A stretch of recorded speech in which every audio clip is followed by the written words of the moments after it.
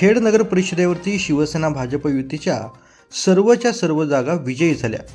मात्र कोणताही गाजावाजा, भव्य प्रचार सभा किंवा मोठ्या घोषणा न करता शांतपणे पण सातत्यपूर्ण आणि नियोजनबद्ध काम करत खेड नगर परिषदेच्या निवडणुकीत एकहाती सत्ता मिळवून देण्यात श्रेया योगेश कदम यांनी निर्णायक भूमिका बजावली। यामुळे त्या विजयाच्या खऱ्या किंगमेकर ठरलेल्या आहेत।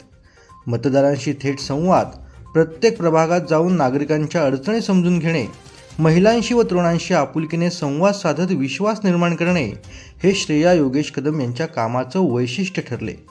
प्रचाराच्या गदारोळापेक्षा कामावर भर देणारी त्यांची शैली मतदारांना देखील भावली। या सातत्यपूर्ण प्रयत्नांचा परिणाम म्हणजे रती महारतींना पराभवाची धूळ चारत शिवसेनेने खेड नगर परिषदेत निर्विवाद वर्चस्व प्रस्थापित केलं।